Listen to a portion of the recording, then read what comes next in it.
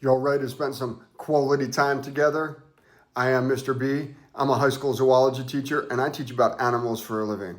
Today, we're talking about the one, the only, Quoll. This thing right here behind me is a beautiful creature right here. There are 4 different species of Quoll: the northern, the eastern, the western, and the spotted. They live in Australia, Tasmania, and Papua New Guinea. The life expectancy on these guys is 1 to 5 years in the wild, 7 years in captivity. They like to eat insects, birds, reptiles, and small mammals. But what eats these guys? Well, dingoes, raptors, Tasmanian devil, cats, foxes, domesticated dogs, and cats. Now, these guys have a special ability to be able to escape those predators. They have super grippy pads on their feet like suction cups, and they can climb up those trees in the blink of an eye, like climbing up those trees so quickly.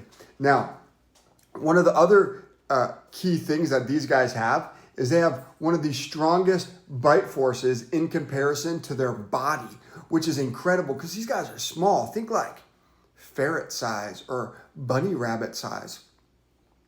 So their BFQ, the bite force quotient, 179. The only animal that has a higher one in their size range, the Tasmanian devil. And I'm not talking Taz from the 90s cartoons. I'm talking the animal. Pretty amazing, right? Now, their closest living relatives just happen to be the Tasmanian devil. These guys breed in the winter. It's cold. They got to stay warm. They breed in the winter. So the gestation is 3 weeks. 3 weeks. And then the mama has those babies, and they are the size of a grain of rice. So little.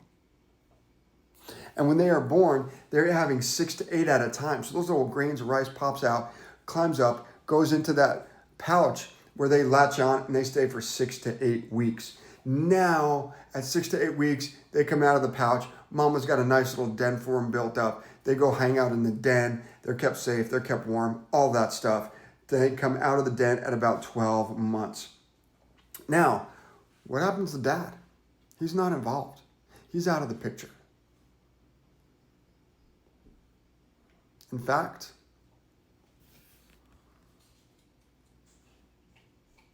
he dies. After the males mate, they go and they die. I would like to take a moment of silence for all of the Quoll males that gave the ultimate sacrifice.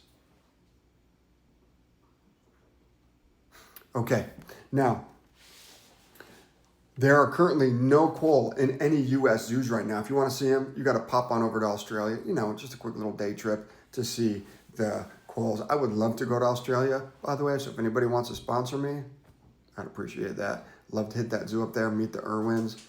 Mr. Steve Irwin is my idol. So anyway, that was a little side quest right there. So we are talking about these guys. In fact, in the 1960s, the eastern Quoll went extinct in Australia, and then they decided they had some in captivity. Let's fence off a large portion of land, and as they reproduce, put them in there. They're going to learn how to reproduce. They're going to learn how to hunt for food. They're going to do it all on their own and survive.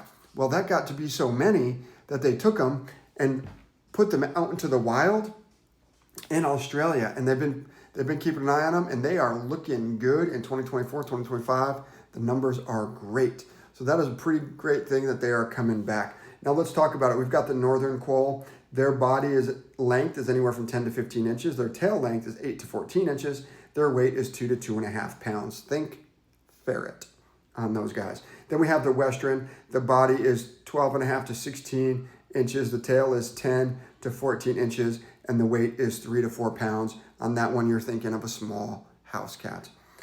You've got your eastern Quoll. The body on that is 10 to 15 inches. The tail is 10 to 14 inches. The weight, 1.5 to 2.5 pounds. Again, think back to ferret size. Then you've got your spotted. These guys are a bit bigger. You got 20 to 30 inches on the length. Then the tail is anywhere from 14 to 22 inches. Their weight is 10 to 15 pounds. On that one, you're thinking small puppy dog. And this, again, are the Quoll. They are found, again, in Australia, Tasmania, and Papua New Guinea.